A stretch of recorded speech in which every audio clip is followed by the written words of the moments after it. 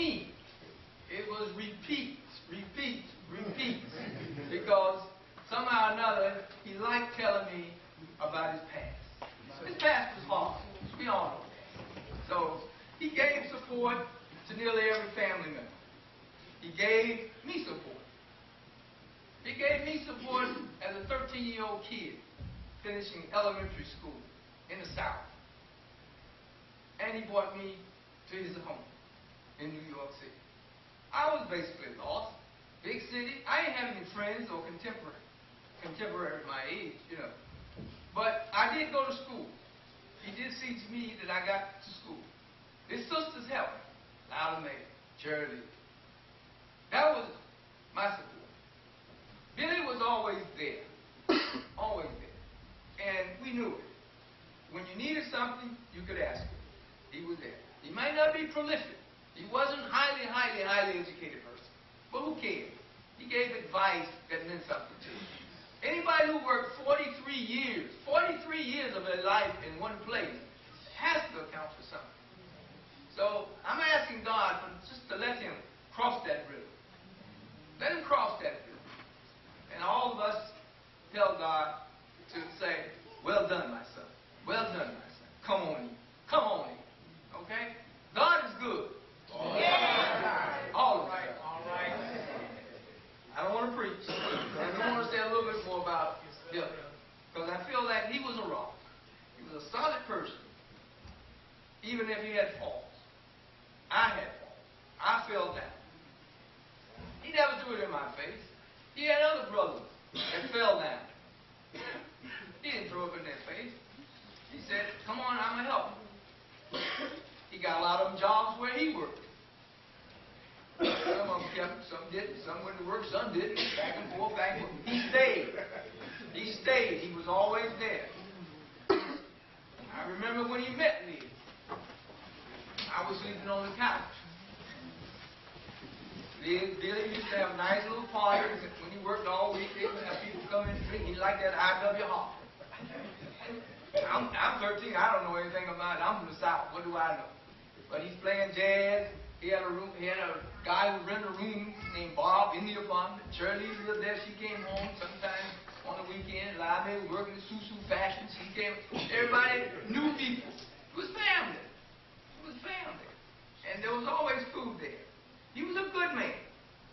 A caring man. He was a bearer of opportunity for his family. Some took advantage of it, some didn't. Unfortunately. Many of those are not here anymore. But we remember them. We remember them dearly. They were family.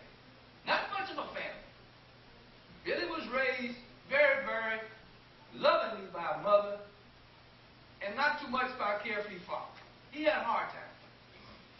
He went to work with his mother. And he used to tell me a story about he would walk 10, 11 miles to find a job. He found a job not to go out and have a good time. He found a job to help his mother care for the rest of his siblings. Is that a sacrifice in today? Most people, fortunate. They get a job, they don't look at it. They take the money and do something else with it. Unfortunately, people have more difficulty. It's all about family. He was a good family man.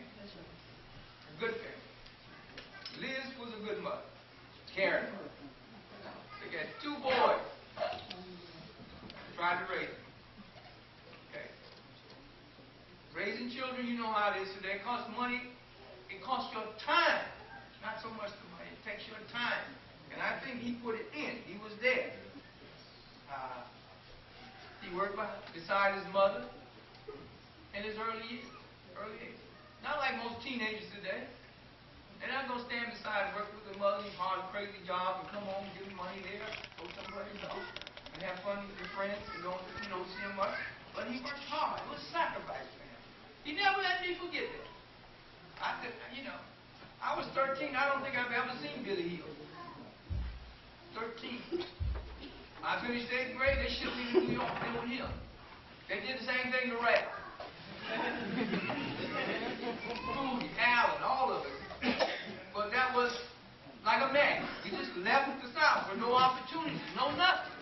And came there, finished some kind of school or get a job. But Billy was there. He was the support. He was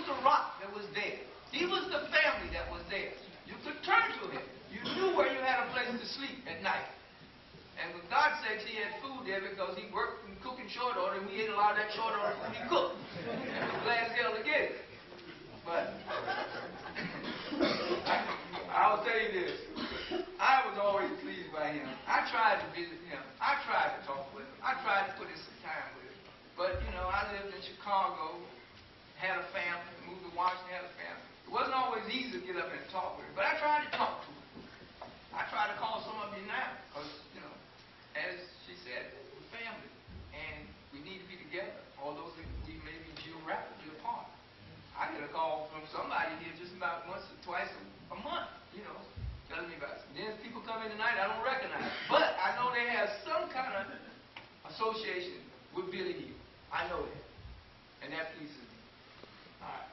So I thought I would share my little thoughts with you tonight in honor of him. I'm sad to see that he's gone. And I will say this, I want you all to pray for his oldest sister. She's going through exactly what he went through in a nursing home now. She called me when I was in the hotel.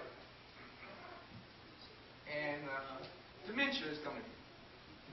I tried to tell her many times that he's passed. And I don't think yet it's settling. She asked me about everybody, what you're doing there, what is it, all kinds of things, but except a memorial. But anyway, I'm pleased to be here. Thank God. And it's always good to see family. And as the pastor said, it's unfortunate that we come together in terms of death. But it does show there's unity.